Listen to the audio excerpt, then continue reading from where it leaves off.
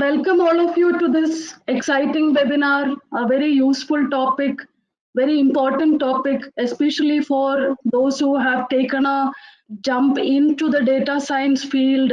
Now, this particular topic, it is not just the job that Dr. Santosh will talk about today, but the first job and then how to build a career around analytics and data science. Dr. Santosh comes with a varied experience in building data science leadership positions or leadership roles in various companies. So he has been part of companies like Genpact and Symphony Systems, who have very deep knowledge and as well as understanding on building data science capabilities across domains. So currently around 8 years back is what they have set up this company called Analytic Edge Private Limited. He is the chief analytics officer and the co-founder there. And we are excited to have Dr. Santosh because this was from our own experience of dealing with Dr. Santosh, some of the requirements from our programs. Dr. Santosh has been part of our program design. He's a board of studies member. Plus, he's been an advisor to us for improving the programs. And one is about the learning part of it, but all these programs, when we design, we would want these program participants are the right inputs for the industry that we are grooming them to. Now, it is very important to understand what is the recruiter's perspective, or what is that experts like Dr. Santosh would look at when they go through the resumes or the further recruitment processes like interviews. What is that they see in their day-to-day life of dealing with so many resumes and interview process? What is that they think that what is that they expect from their end? I think that empathy, if we have while we prepare for interviews, that will help us to deal with this stress of managing interviews and landing into your first dream job, but further to build a career, successful career further, right? Because most of you have chosen analytics and data science up to passion, is what I would presume. So over to Dr. Santosh. Thank you so much, and appreciate the nice words as always. So, just to start the session, I have titled it very broadly of careers in analytics, but as we go through, please do note that these are my point of view, and it is not might not be the industry's point of view or your point of view, but it is the experiences that I have gone through over the over last many years on being on the both sides of the table, being at the interview, hiring, and trying to get hired. So both sides of the table. So it is just a nutshell of my experiences, if you might. I just wanted to switch on the video so that you can assure yourself that this is the same Santosh and not someone else speaking. And I had some of the bad experiences doing that. So the first step for this is any interviews, if it is online, please do switch on your video so that it just shows confidence, so that that you can and not worry about what the backgrounds are. And I'm sure you can find some very good backgrounds in your videos. So with that, I will switch off the video right now so that we don't have bandwidth problems, most of us. I usually like to, if I can, who is Santosh? Everyone is defined, or how they define themselves. So I believe Santosh is, though I have a PhD degree, but I do believe that I'm a solutioner using analytics or using statistics or using mathematics, unearthing the story, and with the simplest algorithm possible. Would I use CNNs, ANNs, reinforcement learnings? I might, but it is not about the package that you use. It is about solving for the problem at hand. So that was the first. So that is me. Yeah, I'm a solutioner at heart, and if the mean works, I myself have changed fields a lot of times. So I went from being a genetics to an economist to a statistician. So kind of know the path that you are all in, and what you might be going through. So been there, done that. I stopped changing fields after a while just because I thought math is the place that I want to be. And I found a good intersection between genetics, economics, and statistics, which is the math part of things, which was my comfortable place. I am a proud father of a 13-year-old, and as of now, he wants to become a chef, and he cooks wonderfully well. So I hope he does. And a 5-year-old dancer. And again, hey, it might not be analytics for them, but happy for where they are. Can't do what I'm doing without the superwoman behind me, and most of the times in front of me. What would be my alternate career? The kidding aside, I would, if not analytic edge, or if not this, I would have probably been teaching, but teaching with a pedagogy of research. So teaching through research, I think that has a fun in itself. That no one knows what the real answer is. So that would have what I would have been doing, if not, for what I'm doing currently. My favorite quote is, "The purpose of life is to be happy." And I think a very powerful quote by Dalai Lama. And I think we have 100 things to be sad for, but it is that one thing that you need to be happy for that counts. So that's my favorite quote. I try to live like that. With that, starting into what we were here today. When people start talking about data science and data analytics, there are a lot of words which get thrown around. Do we think a data analyst is a subpar job than a data scientist? Is data scientist a data engineer bigger than a data scientist? I don't know the answer for those things. It is about what is required. So one thing's, don't get stuck in terminologies. There are a lot of terminologies. There are a lot of things that gets thrown around, but it is not about terminologies. That my first. And I heard this. I actually thought of taking a voting here, but I'll refrain. In interest of time. The question I have heard many times. Why do you want to become an analytics professional? I've heard answers from it's the coolest thing going on right now, and that's why. Superly high salaries, which I think, which I personally think is a myth. Good people get paid anywhere in any jobs. So analytics will give you a higher job, a higher salary. I think it's a myth. But one of the reasons that I've been said, I have also heard the reason that, oh, because everyone told me to take data science and statistics classes, that's why. And one thing I heard, and this makes me chuckle always, think this would be easy. Nothing is easy. Painting a house is not easy job, and neither is data science. The one thing that I kind of agree with is great future and good career path. Now, these are some of the, most of the times, 99% of times, these are the 5 things that I have heard about. But the bigger question in front of us is, if you don't have passion for it, it shows. You might be the smartest person on this room, but if you're not passionate about analytics, it shows. If you are banking on any of the reasons that I've just mentioned, I think you should think hard, because anyone can hear your passion when you talk about analytics. And I think that's what any field is about, and especially analytics. One thing that everyone note is that it should be a passion which drives me to be an analytics professional, not any of the reasons that I'm showing. Having said that, it is estimated that over the next 10 years, the demand for data analytics will grow by around 50x, which is huge. So the demand is huge. And I'm an economist and statistician. So when the demand is huge and the workforce is less, salaries increase. So that could be a possibility. But any which ways, so going forward, before starting your analytics career, the question becomes, what do I need to know? What should I learn? And I've highlighted some of those things. But none of these is probably coming to you as a surprise. The first 3, as I said, wherever you see how to set up, these are required skill sets. So how to set up a data structure, it's a required skill set. If you cannot visualize how your data should look like, you cannot become an analytics professional. So getting data right in the structure that you need is the most important thing.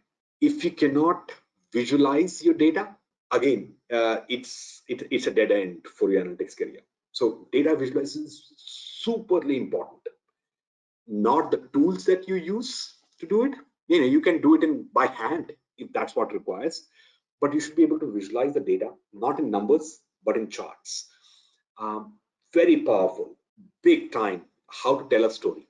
So the idea is, can I have my data talk? Very important. Then there are a few next ones like knowledge of databases. It's a knowledge of databases, knowledge of big data tools. Again, don't get alarmed when I say big data tools like Elephant, Be Big. I like to put some things, in my presentations, which invokes a response. I know you cannot ask me a question right now, but when I talk about Elephant, I meant Hadoop and all the Hadoop essentials. B is nothing but Hive, and Pig is nothing but Apache. So again, just taking some pun on the nomenclature there. Knowledge about programming languages. Again, I wrote snakes and rats. I meant Pythons and R. So knowledge of statistics and mathematics. Again, it's a knowledge of. You don't have to be a king or queen of stats and math, but it's an essential thing. Without a basic background in mathematics or stats, it's very difficult, to even kickstart your analytics career. The most important thing, if you are shifting your career midway, is domain knowledge. Very important. So it's the easiest thing to switch within the same domain to an analytics career. If you're switching careers to a domain different than what you have been doing, my recommendation is read, and get as much knowledge as possible about the specific domains. What are the companies expecting? So when I am trying to assess, and by experience, when I am trying to assess someone in skills in data science and its parts, what I'm looking for is how good is your programming skills, because that is important. And why is programming skills important? Is it that you should know Python or C hash or C++ inside out? No. My experience has been that programming teaches you logical thinking the best way possible. So what I'm looking for is logical reasoning and logical thinking, because if you have logical thinking, writing any command language becomes very much easier. The next one is I'm looking for problem solving skills and storytelling. Can give if you get put in a situation where you have to come up with a solution right there, can you solve it, one, and can you solve it in a way which is pure English, so without using the jargons. So I get to the meeting several times when people start throwing jargons at me, left, right, and center. They say, I have done reinforcement learning, I have done convoluted neural nets, and I'm just lost, not because I don't understand what this, what the words mean, but I'm not seeing the connection. So if you can convert a problem in plain English, how you solve it is a Google away. So what you can Google is probably not to be tested, right? So it's about your problem solving skills. It's about logical reasoning. It's about storytelling. What I mean by storytelling, and it's can you see that in plain English, and without putting it in charts, can you start looking at patterns? Can you start talking about patterns? That's what I call analytical mind. It's not about how deep you understand your math or stats, but can you take that math and stats and convert into an application? And again, you don't have to come up with a perfect solution, but can you start thinking of the application of the things? Everyone takes class. Even in today's industry, I know in one of the, if you go for a bachelor's in stats programs, I don't know how many of you are from bachelor's of stats programs. There is one whole semester about ANOVA, and I still beat myself up. I'm saying a whole thing on ANOVA, and absolutely lacking the understanding of where is even applied. So the application is more important, not if you know the derivative of an ANCOVA. Communication is key. Now, when I say communication is key, people misunderstand to English language, and they start correlating, saying that, oh, you have to be good in English. Do you have to be good in English? Hey, enough so that you can communicate. The other person in front of you understands what you're trying to say. Accent is never a problem. That's okay. Sometimes you have to, if you have to switch languages, that's okay if your interviewer or me understand that language. So, if you switch to Bengali, I don't understand Bengali at all. And the communication that doesn't happen. So I'm saying it is not about English language. It's about, can you tell me what you want to tell in whatever way possible? If it is written or if it is spoken, either way. So it's not about English and English only. What I also look for is, I'm saying teamwork here, but what I mean by is, do we all have the self-awareness of what my weaknesses are and what my strengths are? So understanding your own weakness is, and talking about it is the best thing, because now that you're not a one-man show. You need a team to work with. I am looking for whether you want to be a one-man show and be the superstar, or you want to be work as a team and make something very good. And that's what I'm looking for. Attention to detail. And how do people, interviewers like me, or some crazy people like me, assess your attention of details? I start throwing some acronyms in the start of the meeting, whenever I'm having a discussion with a potential candidate, and I will assess towards the end, did that person catch what acronyms I was throwing before? So attention to detail and the listening capability, humongously important.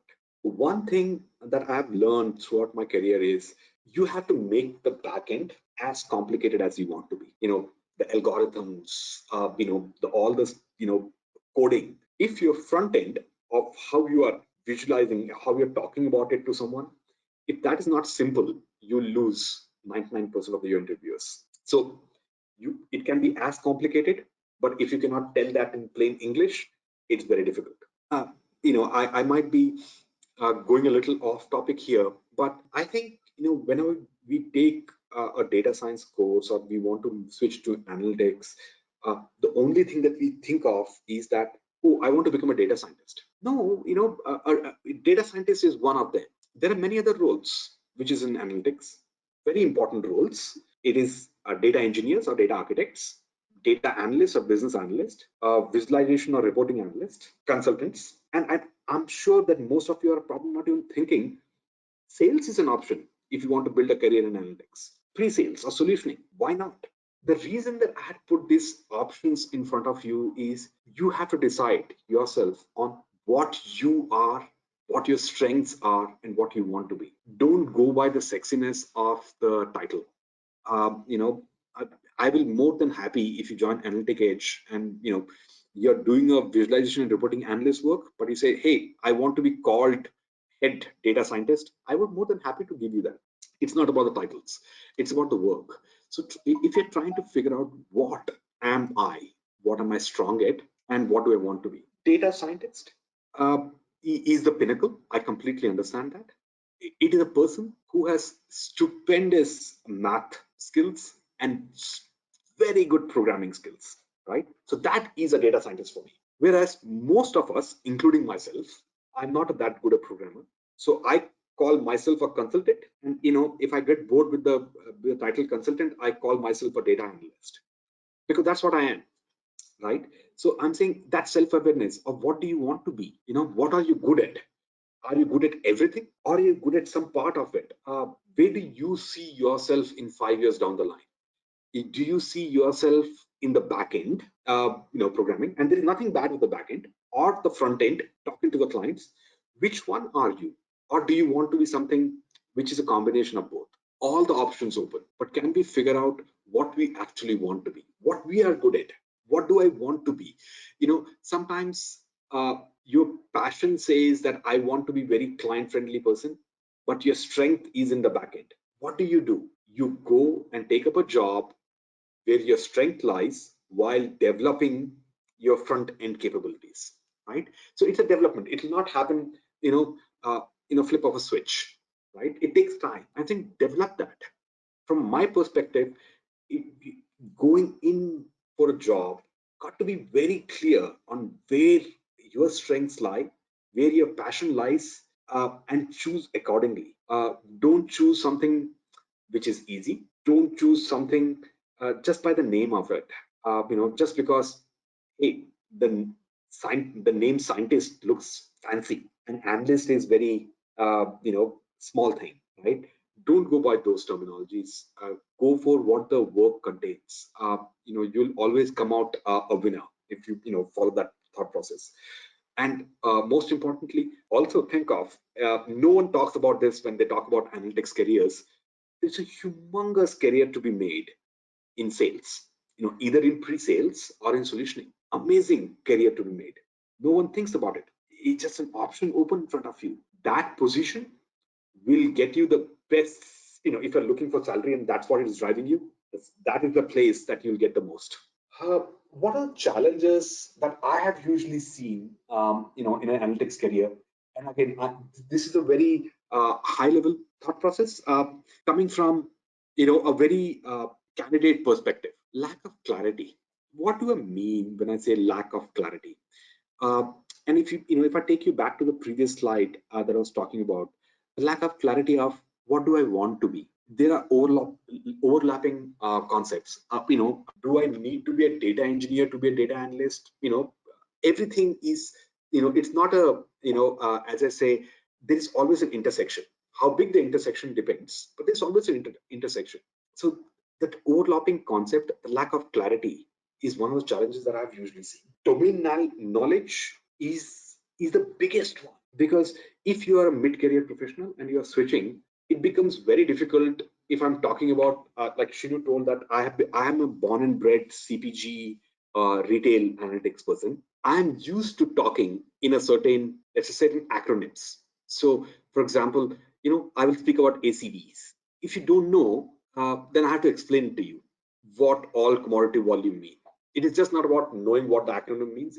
It means all commodity volume, but what all commodity volume means, it becomes difficult to gain the understanding. And that's why, one of the most important challenges that I have seen, that people don't work out, because it becomes difficult to understand. There has to be a point that you said mathematics always doesn't work. So I'll give you an example. There is a 1993 Harvard Business Review article, and again, it is, some of you have heard me before.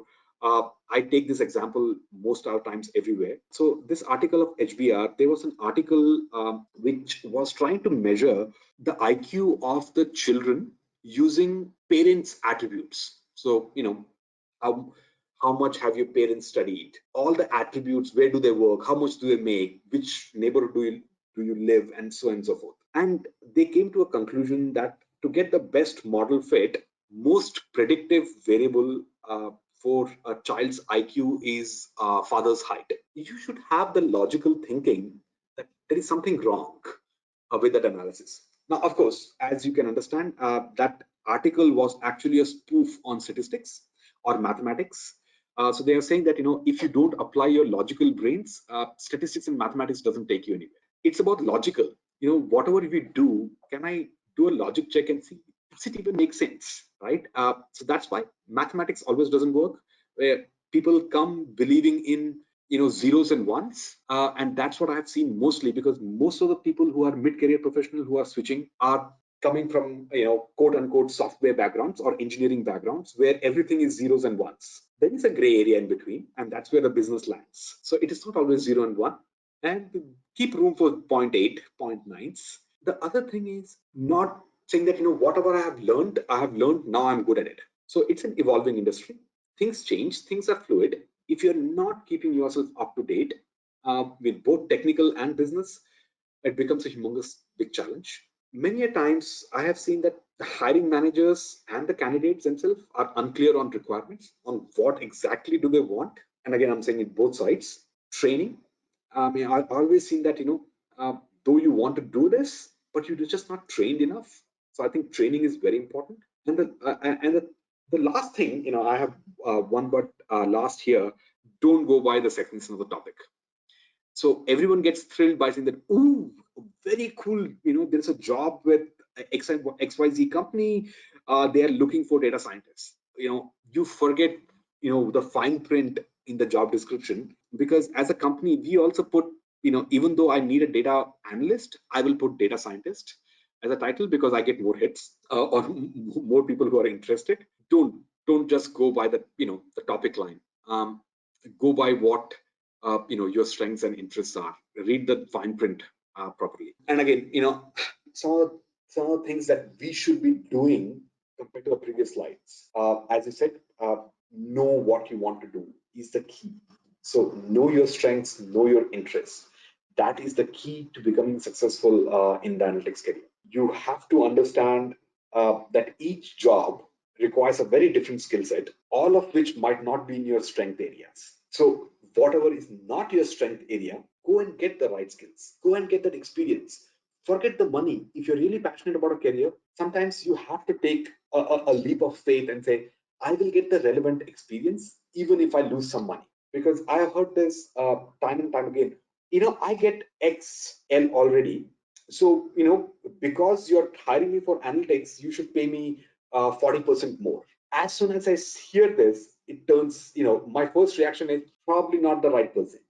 He has gone by the title, or he or she have gone by the title, not by what it could lead to, right?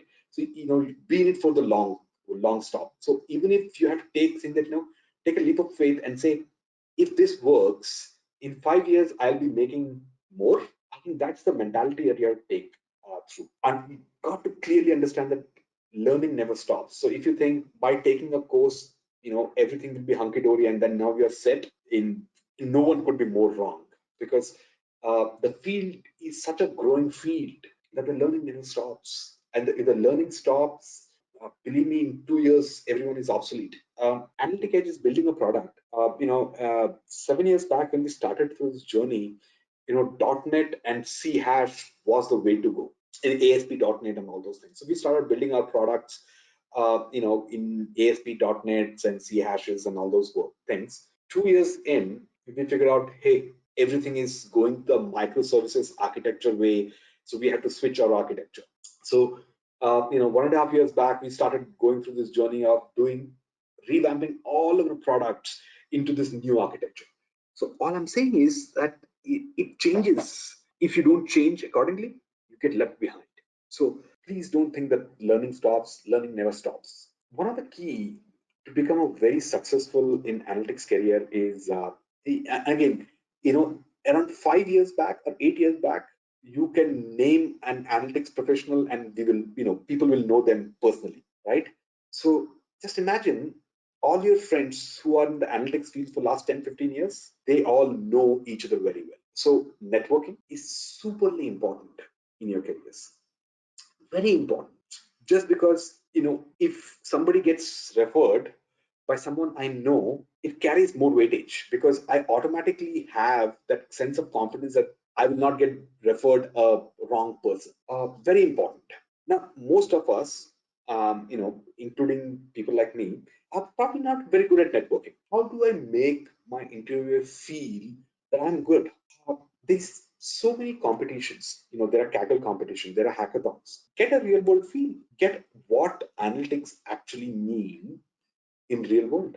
Now I understand that everyone has to do projects in in their whichever trainings that you're doing. That helps, yes, but then you have a cushion saying that all I have to do is pass this course. Let me do something and get out. And again, not trying to put Shinu on spot, but one of the I was little disappointed when I came for the presentations, or the one of the project presentations, around 5 of the people, everyone did forecasting. And I understand getting data is difficult in your heads, but I can assure you getting data is the easiest thing to do. It is easy, it is available, we're just not looking in the right place. And we have just not put that thought behind saying that let me put whatever I learned in action. It is not about what we have used. You could have used the sexiest of the algorithms, but I'm saying didn't even take enough, because you see the resumes and you're looking at, oh, I have done forecasting using ERIMA, for XYZ thing. The other 5 resumes I see all shows the same exact case study. I'm saying, wow, either all these 5 people worked on the same case study together, or they just didn't take the pain of going and getting a case study or data for themselves and doing that project. So give that effort. It shows a lot. Get a real world feel. It shows a lot. Join groups. There is KD Nuggets, there is Quora, there is Reddit, LinkedIn. LinkedIn has amazing amount of courses. One of Reva's mentors also is Anshuman Anshuman. I love that person, Anshuman. He does so much in LinkedIn. I think people who are not following him, you should follow him, because I think he has the LinkedIn post. I'm not I you know If Anshuman ever hears this, I'm not advertising for Anshuman or people to become his LinkedIn followers. But I think he puts so many good nuggets out there, which is really helpful. You get to see, you get to learn. So I'm saying keep learning, join multiple groups. It broadens your horizons, because you can sometimes go to KD Nuggets and see what are people talking about, right? People are asking questions. What questions are they asking, and why they're asking what questions? Sometimes that's where the key lies. Coming to actual, so till now, everything was what I think, what is the career, all good. Now let's come to and talk some mechanics. Resumes. Resumes are the first thing that someone is seeing, right? Now I understand why you need to put all the big jargons and everything so that it goes through the HR and it goes to the person who is hiring, which is important. I think if you're trying to write a resume, the first thing I always try to see is stand out from the crowd. Now, I'm not saying, make your resume a rainbow color resume, to stand out. Probably good if you're going for a graphic designer's kind of post, sure. But I think what I'm trying to say by staying stand out from the crowd is be different. Try making your resume in a PowerPoint. Have an elevator pitch with a video and embed it in your resume, with a link. It could be a YouTube link or whichever. Why not try something different? Be creative. You don't have to always follow the set resume structure. The information which a resume contains should be there, but I think I want to pick up a resume and say, wow, this guy has passion. He has really put work into it. When I say he or she, I'm sorry, has really put a work into it, I come to say, might be does not know analytics much, but the attitude is there. This is the person I want, because this person will fight. And that's what people are looking for. Please, please, please stay away from generic resumes. Not interested, especially when you're making a career switch. So if you're a 1 year experienced guy trying to make a generic resume, it's fine. But if you're a 5 years experienced person or a 10 years experienced person, and you get me a generic resume, it's an analytics position, but you are writing about how you developed a software, and how you use the agile methodology, how you did the QA testing. My first thing is, I don't care. There is 3 pages of information which is not useful. So customize your resume to the role. Don't give out generic resumes. Believe me, no one is picking up analytics position resumes or the mid-level analytics level resumes from Naukri.com. They are not pulling it up from Naukri.com, where you can upload a generic resume. Doesn't work like that, especially in analytics. For junior level positions, probably, but for mid to senior level positions, no, it doesn't work like that. So please customize your resume to role. Show me that you have learned something about my company, something about the position, and make it about the role, not about you. You might be the smartest software programmer out there, but unless the role requires a programmer, it doesn't gel, right? It's a turn off.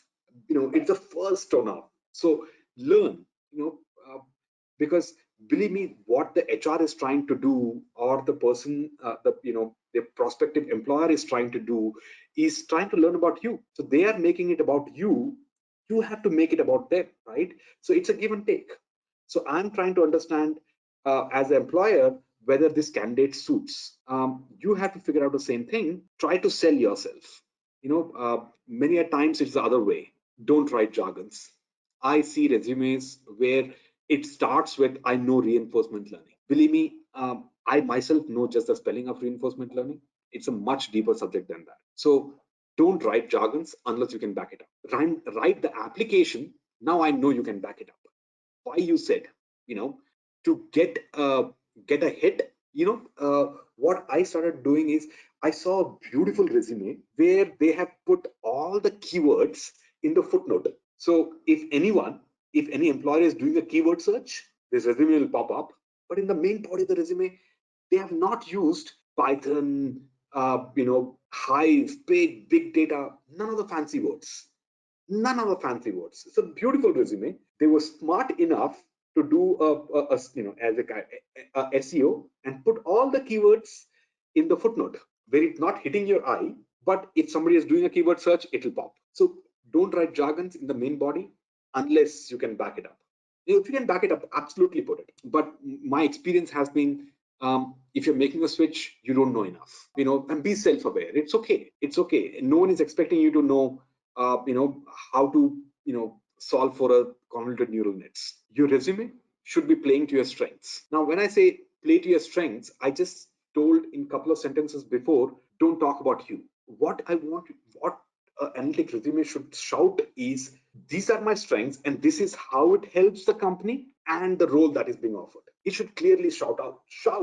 So if your strength is in programming, you might have done a lot of software programming before, but now you're doing analytics, and say how that programming knowledge will help you with logical reasoning, will help you with design thinking, and hence it helps in the analytics roles, hence it applies to a company, hence it applies to the role. That articulation is, again, I can say with certainty that 99% of the resumes miss the strengths, because 99% of resumes you have written so much that I just don't know what the strength of this person is, what he's actually trying to sell me. Are you trying to sell me a Japanese meal, or are you trying to sell me a khichdi? So a khichdi is a good thing, but nothing stands out, right? So what stands out? What makes you a you, and how does it help the company in the role? One thing that I will encourage people is add something extra to your resume, something which prospective reader of your resume does not expect. Do I know what it is? It can be many things. So it can be how, you might be a dancer, a classical dancer, how that helped in, how you can find analytics in dancing. It's a nice thing. It's a nice thing to know. I say, wow, if this person is thinking so out of the box, so this is a problem solver, right? So that's what I am thinking when I see something like that. Now, it doesn't have to be the example I gave. It can be many things. So, for example, there was one resume which hit, my tables, and unfortunately, we were not able to hire this person, but it helped because this person actually took, some data. So, big cricket fan. He says, I know a big passionate cricket fan. I play cricket. I follow cricket. Blah blah blah. And he actually showed me some statistical analysis, and by how he was trying to predict what the Australia India series results are going to be based on stats. And again, very nice. So it gives you a chuckle, gives you a nice thing. Someone who is extra passionate had this extra bone for analytics. And again, when I say something extra, it has to do with the job you're trying to apply to. It cannot be that, hey, I love to cook. My question is wonderful to know. So at least we know that we are having potluck parties in the office. You'll cook something good, right? So that's not people are looking for. But how there is other hidden talents that you have which might help your job. It could be as simple as that. I can manage complicated things. I got, and I'm sorry. I wrote this in my resume a long time back that I planned and did my wedding planning myself because my father was traveling, my mother was busy. Hey, somebody has to do it, so I did it. So how it turned me the importance of organizing things and organization. So nice thing to write. So now I'm saying, he's talking to me about his organizational skills, how things can be organized. So important. While you're writing your resume and applying for a job, one thing to clearly note: don't apply randomly. The industry is very small. If the opportunity is not right for you, don't apply. Have that confidence in yourself, saying that you have done the right thing. This is not the right fit for me. This company is not the right fit for me, or this role is not right the fit for me. And make that decision. Don't randomly apply for 50 jobs, because then it becomes a generic thing. It doesn't stand out. The interview. There are several things which we do right, which we do wrong. What I tell most of the times is, what is a big tick off is when you have not researched enough. There is a job description given. When you have not researched enough what the job actually requires, what this company actually does, what this company's division. So if you're applying for a humongously big company, what that particular division that this role is there, what do that do? Go to LinkedIn, find out who these people are, what their backgrounds were. Try to understand some other people in this division, or this unit, or this team. Do that research, especially about the company. If it's a mid-size or small-size company like Analytic Edge, please, I like to know what people think about Analytic Edge. What are we doing good, what are we doing bad? Think about that. Research, very important. All the interviews start with, hey, can you tell me about yourself? And people go on a 15-20 minute rant of what you have done in your prior things and all those, and again, half of them probably not a useful. So make the narrative. That is the place that you can start saying that, this is what my strong at, this is why you need me, this is why I'm the best candidate for this job. So control that narrative upfront. Control that narrative. Very important in an interview. Be a superly strong listener. I was in an interview or a discussion where the person actually stopped me from talking, very hard to do, and said, "Let me finish." And I'm saying, if you're not able to listen to me now, are you paying attention? So be a very strong listener. As I said, I usually try to figure out that something that I have told before, and I ask the same question later in the discussion. Were you able to correlate? So be a strong listener. Use the verbiage that the interviewer is asking you. Yes, because if I'm talking about ROIs, everyone talks about ROIs. You might have learned in your previous history, instead of ROIs, we call it ROAS or ROAS. Don't get stuck. But I am talking ROIs, and the candidate is saying ROAS. I'm saying, it's just ticking me off, because use the verbiage, similar verbiage. So try to pick up on that. Never be afraid to say I don't know. There are two types of interviews. So there's a technical interview, there's a business interview. Never be afraid to say I don't know. We try to sidestep the question, and you're going on a rant which is taking you deeper and deeper into the mud. It's just easier to say I don't know, but never leave the I don't know with I don't know. Next question. Say I don't know. Can you give me a day to get back, or can you tell me the answer?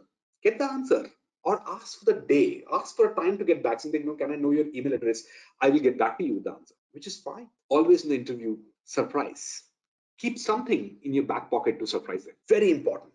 And surprise them in a good way. As I said, I was one person came in and we were talking, and they said, Santosh, what we're discussing is all good, but I think if you give me time to think, I can think better. Why don't you give me a case study? Let me solve that and get back to you. I'm saying, wow, nice thing. This person, he actually surprised me. Actually, he was not a he was she. She actually surprised me and said, she's asked me for more work, so that I can evaluate the better. Shows confidence. I'm saying, sure, I have no dearth of case studies. I went, I prepared a case study in 10 minutes and gave.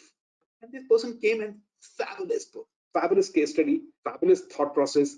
And she recently joined us around 3 weeks back, so surprise. She was a person who was switching from a QA position before in a humongously big company and switching to analytics. And it is just that this one thing which saying, this person can learn. And that's the person that people want, right? So surprise, keep something, surprise.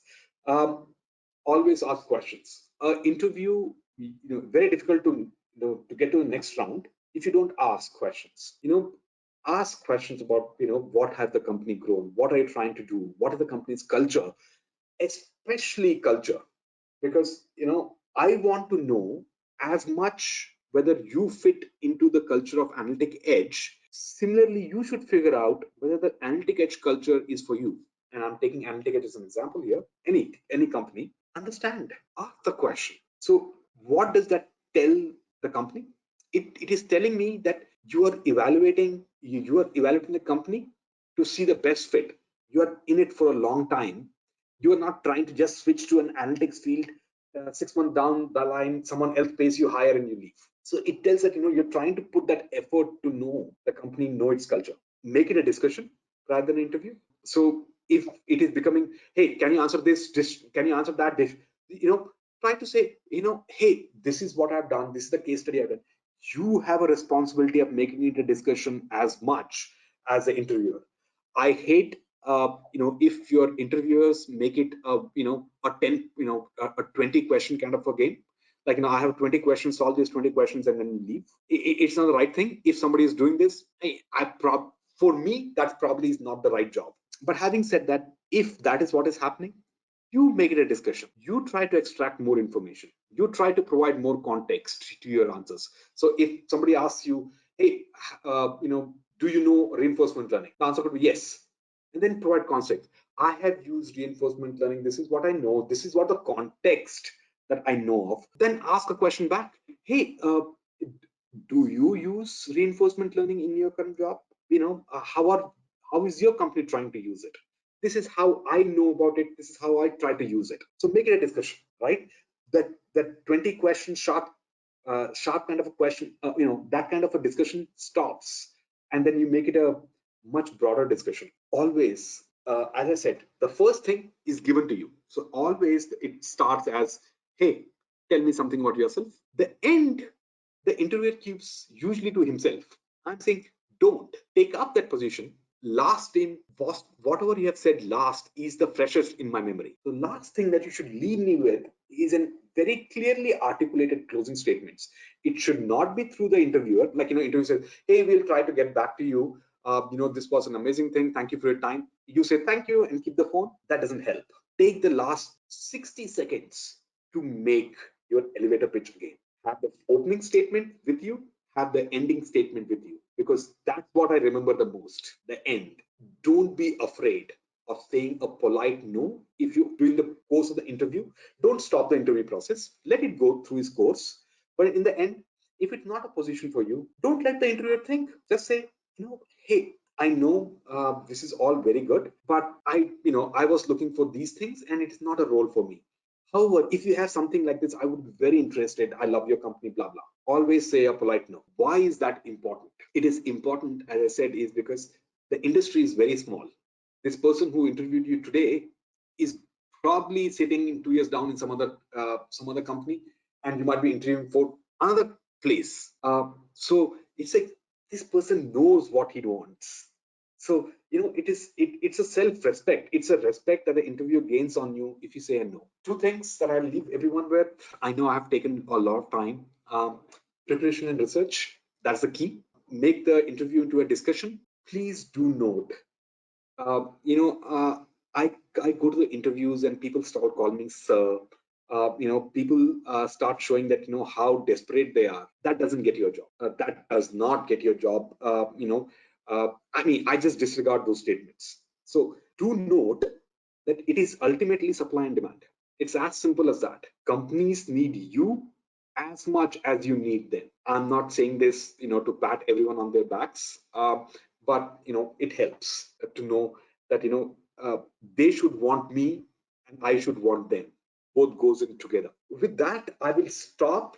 And wish everyone the best. I'm open to taking questions. If Shinu provides some time. Sorry about that. Thank you so much, Dr. Santosh. I think this came from your heart. I'm sure that It has been extremely useful for the people to make the right steps while planning, attending, and getting the job interviews. So I think we have only one question. If you have more questions, please let us know. The question is that Soumya, she is a commerce graduate with an AIML certification. But can I get a job as a data scientist? Yeah, that doesn't matter. Doesn't matter whether you're a commerce graduate. It doesn't matter if you have an AIML certification. Till the time you can prove to me that you know what you're talking about and what your strengths are, it's all good. Yeah, but Soumya, please follow the things. I mean, you're from what Dr. Santosh had mentioned, starting with why you want to be in this, get the right question being answered, prepare for the job, JDs, prepare your resume, custom make, and then attend the interviews and follow these tips. I think it is very, very useful. So, any other questions, please let us know. In the meantime, a quick brief on the kind of programs that which we do here. We run a series of programs since some of you are our own participants, and for others, this is mainly for others. So all our programs are application based, project based, skill based. So when we do these projects is what we would want you to talk about these projects during the interview, so that the recruiters or the company knows that you have worked really on these projects. And more you work on hands-on projects is what will build the confidence. So that is why these projects have been put up there. And all our programs are AICTE approved and UGC approved, WES approved. So these programs are not just a certification, but a valid degree that you would get, ranging from PG diploma, MTech, MS in various fields. Artificial intelligence is one. Next slide, if Dr. Santosh can move. I'll just quickly, so the kind of trimester structure is also put. We have a series of projects and a state of the arts AI labs where you can experiment on things that makes the learning much more experiential, and your resume becomes more stronger. That is what we believe here. In these 2 years of your learning, that if you can strengthen your resume, it will help you to attend any interviews. The next, we also have a business analytics program. This is ranked second in India as per the industry ranking. And we are glad to, maybe this is our flagship program that which we put the business in front of analytics. So we are solving business problems using analytics is the focus here. And a series of, can you go to the next slide? Yeah, so here we would look at domain problems like what Dr. Santosh had mentioned, CPG or retail or marketing, or those are the domains where we can apply analytics with real-time projects is the focus here. So I think there are other questions. People who are shifting their domains for analytics, could you please suggest some of on-demand domain down the lines? Yeah, Santosh. It's a good question. It's a difficult question. There is no easy answer for it. My suggestion would be that don't shift the domain. Keep in your domain, because you already have learned so much about the domain in past few years of work. So don't shift. But if you have to shift, do a hell lot of reading about that domain before before you go, because there might be a domain that you might not just like. Like for example, I started my career with Bank One, and now it is JP Morgan Chase. I hated it. I hated the financial analytics part of things. I just couldn't, figure the application part of things. So CPG retail for me is my sweet spot. I've been in CPG retail for 22 years now. Because I can understand that. And again, somebody can understand finance better, but that's fine. But I'm saying don't shift unless you have to. And if you have to, understand the domain before, because if you don't understand the domain well, analytics can become extremely difficult because I just don't know how to apply, what to apply. Yeah. Yeah, very true. It is not easy to shift domain, but preparation and good maybe additional projects done in those domain would help. Another question from Taiba. So Analytic Edge doesn't provide any training. That is not what he was mentioning. He was mentioning that training is important to know. You must get as much as training possible in these areas before applying. That is what he was mentioning. Pratap, Exactly. any of our team members will connect with you if you because he is asking questions about our program. So somebody from our team will reach back to you. We have an hybrid mode of delivery that we will explain to you. Okay. So yeah, I think this is a question which is another good question. For mid-career switch, how to do away from generic resume to domain specific? I would not have much to put in my resume. Any inputs in this regard would help. Absolutely. Can you tell me where you're coming from? Which domain are you coming from? I'll give you an example. I just told you about, one of the persons, who joined Analytic Edge, and she was a QA engineer before.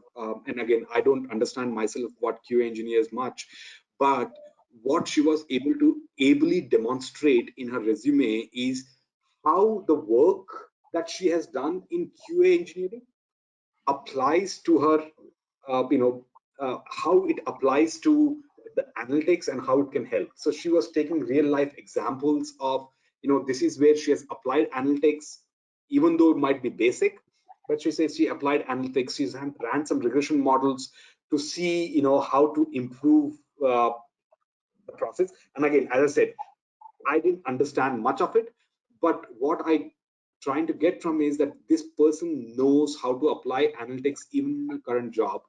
And she is coming from a pure financial software QA to a company which is a CPG retail. And then she was saying that how she can do QA to some of the story building. He says what she has learned in her past helps us to do this job better. Of course, she might not be the best person for CPG retail, but she was able to clearly articulate how her previous experience also helps Analytic Edge, even though she's coming from a different domain. So, I think you just have to think, if you cannot figure out in your head, how your experience will help the company, my question back to you is, how does a company know that you are the right person? It's like tossing a coin, and no one tosses a coin, in the interview. So it is important to note what that intersection is, and how do I clearly articulate that I am suited for this position? Yeah, Does that help? Srikanth is coming from telecom background, and I would say that telecom customer analytics is applicable even in CPG. So Srikanth, please tell. No, absolutely. Because if you're coming from a telecom background, a lot of that you're doing is customer segmentation, customer loyalty, upselling, cross-selling, all of which is, exactly what, a CPG is doing. So a telecom operator is trying to sell to consumers, instead of selling telecom plans, I'm trying to sell, a soap. That's the only difference, right? The fundamentals of it remains the same. So Ravi Kumar, I think, is taken some. He is leading a good question, which could be our questions as well. Can Analytic Edge provide real-time case studies for AI or BA trainees for their academic projects, like an internship? We absolutely can. Yeah, we will discuss, Ravi. Definitely, Dr. Santosh will help. See, if you are willing, help is provided. I think it is that first step that we have to take. Okay. So I know that. it is just to note, Ravi, there is nothing called as a free bread, right? There is nothing called a freebie. You get something from me, you have to give me something back. So we will absolutely give you a case study, but then you have to put that effort in showing that I get something out of it as well. Till the time you can show me that, absolutely, why not? Absolutely. I think it is a mutual that I think the last slide what Dr. Santosh has told is very apt. Company needs you, you need a company. So it is, if you get into the right marriage alliance, both are happy, right? So, and it requires both the sides inputs. Hope all the participants spend a fruitful 1.5 hours with Dr. Santosh learning from his expectations. And we hope that these learnings you are going to apply, because these knowledge will have no meaning next interview you go and attend the same way you were attending. You have to change some of the habits or some of the behavior so that you get the best out of every job interview attend. And we wish that you don't have to attend multiple interviews now. You crack that the interview and get into land your the dream job, right? That's what we would wish everyone. And thank you so much, Dr. Santosh. It has been amazing.